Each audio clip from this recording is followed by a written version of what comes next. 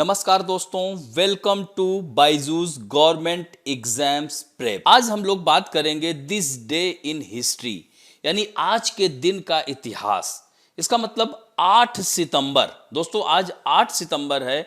आज के दिन हुई घटनाओं की चर्चा करेंगे जो कि आपके आगामी परीक्षाओं के लिए लाभदायक सिद्ध हो सके। तो आइए एक एक करके चर्चा करते हैं, जिसमें पहला है 1320 5 सितंबर को ही गयासुद्दीन तुगलक ने तुगलक वंश की नींव रख दी थी। गयासुद्दीन तुगलक तुगलक वंश की स्थापना करने वाला प्रथम शासक था। इसके पूर्व का नाम जो गाजी, ये ध्यान रखिएगा, गाजी मलिक था, यानी जिसने दिल्ली सल्तनत के सिंहासन पर बैठने के बाद अपना नाम गयासुद्दीन कर लिया और याद रखेंगे आज ही के दिन वह दिल्ली का सुल्तान बना। दोस्तों मैंने क्या बताया कि 5 सितंबर 1320 को खिलजी वंश के अंतिम शासक को समाप्त कर तुगलक वंश की स्थापना कर दी थी, लेकिन दिल्ली का सुल्तान कब बना?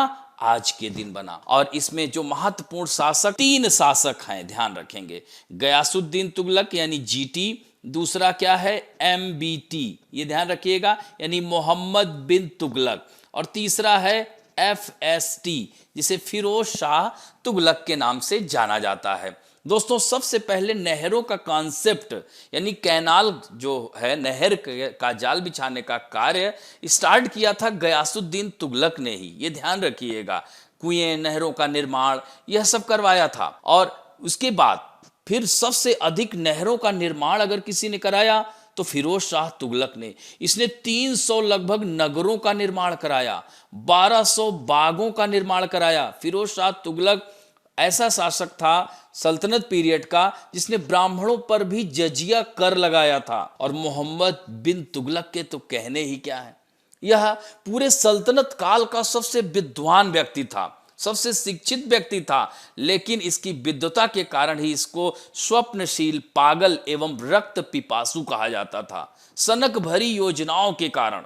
अब सोचिए, इसकी सनक भरी योजनाएं ही तो थी, यहां पर थोड़ा मैं चर्चा करूंगा। इसकी जो पहली योजना थी, द्वाब कर सिंचाई में वृद्धि, यानी द्वाब दोस्तों पहले भी मैं आपको बता चुका हूं, दो आप का अर्थ क्या है?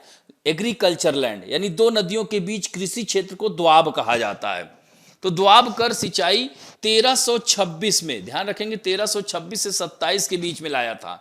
और दोस्तों कितना दुर्भाग्यशाली था कि उस साल बारिश न होने की वजह से सूखा पड़ गया। अब घासों पर टैक्स लिया जाने लगा, ग्रास पर उसका टैक्स दिया जा रहा था। अब ऐसे में फिर क्या हुआ, ये योजना इसकी फेल हो गई। बाद में सुल्तान को पता चला कि टैक्स क्यों नहीं दे रहे हैं, तो उसके सिपह सलार यही बताए कि साहब ये तो घासों पे टैक्स लिया जा रहा, अनाज का उत्पादन हुआ ही नहीं, सूखा पड़ गया था। तो इस तरह से यह इसकी योजना ध्वस्त हो गई। तो मोहम्मद बिन तुगलक ने कृषि के विकास के लिए दीवाने आमिर कोही नाम की एक अलग से डिपार्टमेंट बनाया था। ध्यान रखेंगे, दीवाने आमिर कोही, ये ध्यान रखेंगे, आमिर कोही, यह कृषि विभाग। फिर दूसरा महत्वपूर्ण, राजधानी परिवर्तन। उसने कहा कि राजधानी थोड़ा दूर करेंगे, तो जो कि जैसे कि मान लीजिए कि जो विदेशी आक्रमणकारी हैं यहां से इंटर करेंगे, दिल्ली नजदीक है, तो ऐसा करते हैं दक्षिण में ले चलते हैं। तो अपनी राजधानी परिवर्तन यानी 1326 से 27 में इसने यह भी निर्णय ले लिया, यानी दिल्ली से देवगिरी स्थानांतरित कर दिया। अब उसमें लाखों लोग रास्ते में मारे गए, यानी दिल्ली से दौलताबाद, देवगिरी का नाम कुतुबाबाद रखा था। मोहम्मद बिन तुगलक ने इसका नाम बदलकर दौलताबाद रख दिया और मुबारक खिलजी ने इसका नाम कुतुबाबाद रखा था। अब यह भी योजना इसकी विफल रही।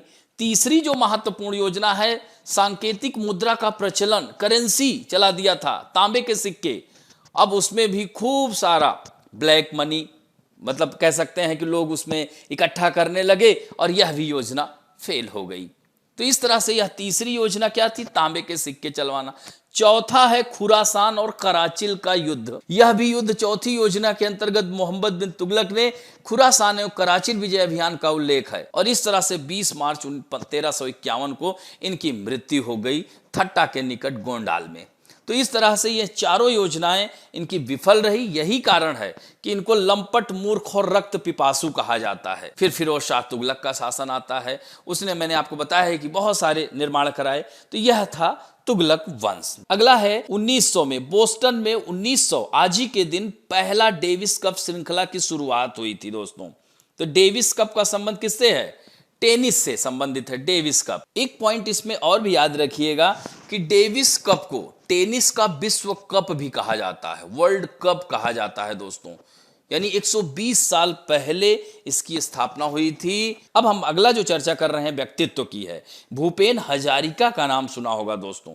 सच a unique artist from India who wrote his own songs, composed and sang. यानी भूपेन हजारिका भारत के ऐसे विलक्षण कलाकार हैं जो अपने गीत खुद लिखते थे, संगीतबद्ध करते थे और गाते भी थे। तो यह है भूपेन हजारिका। इनको ऐसे नहीं कहेंगे, भारत रत्न भूपेन हजारिका। दोस्तों आज ही के दिन 1926 में इनका जन्म हुआ था। असम यानी भारत के पूर्वोत्तर राज्य असम के बहुमुखी प्रतिभाकार यानी गीतकार, संगीतकार, गायक सब थे। इसके अलावा वे असमिया भाषा के कवि, फिल्म निर्माता, लेखक, असम की संस्कृति और संगीत के अच्छे जानकार भी थे। ध्यान रखेंगे दोस्तों। और इन्हें 2011 में पद्म भूषण और मरणोपरांत 2019 में भारत रत्न मिला था। याद हो जाएगा दोस्तों। तो यह महत्वपूर्ण है। असम के तिनसुकिया जिले में इनका जन्म हुआ था। बहुत सारे सम्मान, बस भारत रत्न महत्वपूर्ण है, 2019 में इनको दिया गया था। अब बढ़ते हैं अगला। 1960 में प्रसिद्ध स्वतंत्रता सेनानी और लोकसभा के प्रभावशाली सदस्य रहे फिरोज गांधी। दोस्तों फिरोज गांधी का नाम आप लोगों ने सुना होगा। 1960 में आज ही के दिन उनका निधन हो गया था। तो फिरोज गांधी कौन है? आप लोगों को पता होगा, भारत की सबसे सशक्त प्रधानमंत्री, आयरन लेडी के नाम से प्रसिद्ध इंदिरा गांधी के हस्बैंड यानी पति थे। यानी फिरोज गांधी पारसी धर्म से संबंध था उनका, ये ध्यान रखेंगे दोस्तों। फिरोज गांधी भारत के एक राजनेता तथा पत्रकार भी थे और वे लोकसभा सदस्य भी रहे हैं 2 बार। यानी कब 1952 से लेकर के 1960 तक। और बहुत ही कम उम्र में, 48 वर्ष की उम्र में उनको हार्ट अटैक हो गया, जिसकी वजह से आज ही के दिन उनकी मृत्यु हो गई। और 1942 में उनका इंदिरा गांधी के साथ विवाह हुआ था। बाद में इंदिरा गांधी भारत की प्रधानमंत्री हुई। उनसे 2 पुत्र हैं, राजीव गांधी और संजय गांधी। राजीव गांधी भी भारत के प्रधानमंत्री रहे हैं। तो दोस्तों फिरोज गांधी का जन्म मुंबई के एक पारसी परिवार में हुआ था। उनके पिता का नाम जहांगीर एवं माता का नाम रती माई था। तो ये ध्यान रखेंगे, फिरोज गांधी सबसे पहले 1952 में पहली जो लोकसभा का गठन हुआ था उसमें यह प्रतापगढ़ जिला पश्चिमी का कुछ भाग और रायबरेली, जहां से वर्तमान में सोनिया गांधी सांसद हैं, तो वहां से सांसद थे। फिर दूसरी बार उन्होंने 57 में फिर सांसद बन करके आए और 60 में उनकी मृत्यु हो गई, हृदयाघात, यानी उनको हार्ट अटैक हो गया था। और याद रखेंगे इनको कहां दफनाया गया है, एक बार प्रश्न आया हुआ था, तो इलाहाबाद में उनको दफनाया गया है, ध्यान रखेंगे। तो यह महत्वपूर्ण हो जाता है। अब बढ़ते हैं नेक्स्ट जो है 1962 में चीन ने भारत की पूर्वी सीमा पर घुसपैठ किया था। दोस्तों बड़ी दिलचस्प कहानी है, इसके बारे में मैं एक एक करके पॉइंट आपको बताता हूं कि कैसे हुआ था। देखिए ये तो बहुत बड़ी है, मैं थोड़ा सा 1962 के ही क्रम में ही, जैसे 30 अप्रैल 1962 को एक विरोध पत्र पर चीनी अतिक्रमण के विरोध भेजना, यानी भारत को एक, मैं बताऊंगा इसमें से एक एक घटनाएं, ध्यान रखिएगा यहां पर, बल्कि मैं लिख दे रहा हूं। 30 अप्रैल 1962 यानी 1962 को एक विरोध पत्र चीनी अतिक्रमण के विरुद्ध भेजना पड़ा, क्योंकि चीन लगातार अतिक्रमण कर रहा था, जिसमें भारत ने चीन के ऊपर आरोप लगाया। चीन 1957 से ही अपनी विभिन्न नीतियों के तहत एक नई परिस्थितियां तैयार कर रहा था, नए नए रोज हथकंडे अपना रहा था। तो भारत ने उस चीनी आरोप को, जिसमें भारत द्वारा भारत चीन सीमा के प्रश्न पर नकारात्मक व्यवहार यानी निगेटिव बिहेवियर अपनाने की बात कही थी, और इसका प्रत्युत्तर देते हुए कहा कि यह एक हास्यास्पद तर्क है। और एक अन्य और घटना जब हुई 10 जुलाई 1962 को, यानी 10 जुलाई 1962 को दोस्तों, गलवान घाटी जो आज भी चर्चा में है, आप देख सकते हैं, तो उस समय घटित हुई जब चीनी टुकड़ियों ने भारतीय सैनिक चौकी को घेर लिया और चेतावनी दी कि यदि भारतीय टुकड़ियों ने स्थान खाली नहीं किया तो इसके गंभीर परिणाम होंगे। इसके एक दिन पूर्व रिन मिन रिबाओ ने अपनी संपादकीय टिप्पणी में 9 जुलाई 1962 को, यानी 9 जुलाई 1962 को लिखा था कि भारत चीन सीमा पर किसी समय भी खूनी झड़प हो सकती है। फिर 14 जुलाई 1962 को दोस्तों, 14 जुलाई 1962 को भारत ने पुनः एक बार सीमा पर तनाव कम करने के लिए अनुरोध किया। कहा कि सीमा समस्या का शांतिपूर्ण हल आधिकारिक दस्तावेजों के आधार पर हो सकेगा। और 4 अगस्त 1962 को, ध्यान रखेंगे 4 अगस्त 1962 को चीन ने भारत के इस प्रस्ताव को ठुकराते हुए भारत के इस आरोप को गलत बताया कि चीन ने कभी भी राष्ट्रीय सीमा पार नहीं की। और अपने इसी नोट में चीन ने आगे कहा कि वह सीमा विवाद पर भारत से विचार विमर्श के लिए तैयार है, लेकिन इसके लिए कोई पूर्व शर्त नहीं होनी चाहिए। तो इस तरह से इस घटना के बाद लगातार यह धमकियां देता रहा और जिसकी परिणति हुई कि 8 सितंबर को, यानी आज ही के दिन 8 सितंबर 1962 को चीनी सेना ने थागला रिज को पार कर लिया। और यह चीन ने 20, और यही ध्यान रखेंगे 8 सितंबर को पार कर लिया। अब कोई बातचीत का दौर ही खत्म हो गया था और उसी की परिणति हुई 20 अक्टूबर, ध्यान रखेंगे दोस्तों, 1962 को युद्ध प्रारंभ हो गया। किसके किसके बीच?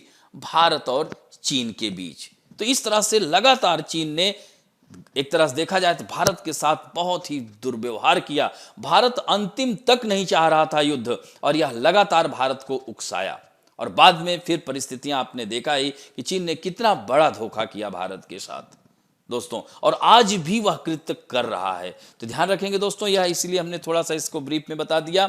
अब तीसरा है ये भी, यानी दोनों पड़ोसी, इधर एक तरफ है एक तरफ इधर, परेशान कर रखे थे। 1965 में भारत ने पाकिस्तान के खिलाफ 2 अतिरिक्त मोर्चे खोले। इसमें भी बड़ी दिलचस्प कहानी है, इसको भी सुनिएगा। मैं बताऊंगा कि पाकिस्तान 1965 में, उसको कहा भी जाता है ऑपरेशन ग्रैंड स्लैम, ये ध्यान रखिएगा। यहां पर फिर से मैं इसको समझाने का प्रयास करूंगा पाकिस्तान को लेकर के। तो ऑपरेशन, ध्यान रखेंगे, ग्रैंड स्लैम, ऑपरेशन 1965 में ऑपरेशन ग्रैंड स्लैम, इसको विफल किया भारत ने। कैसे?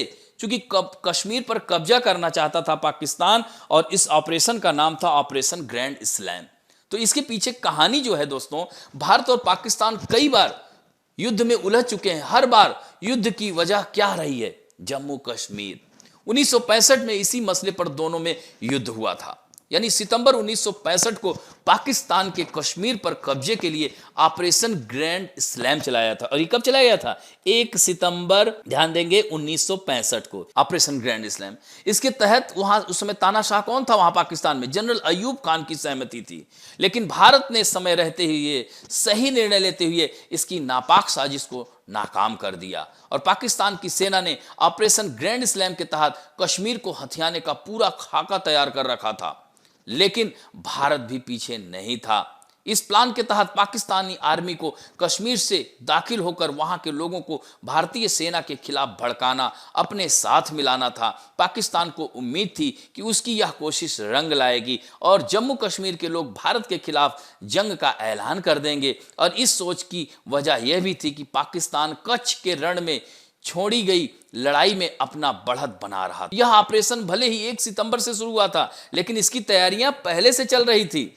पाकिस्तान आर्मी के जवान अलग अलग टुकड़ियों में थे और भारतीय सेना में घुसपैठ कर रहे थे। जब तक भारत को पाकिस्तान की तरफ से हो रही घुसपैठ की जानकारी हुई, तब तक पाकिस्तान आर्मी के काफी जवान कश्मीर में दाखिल हो चुके थे।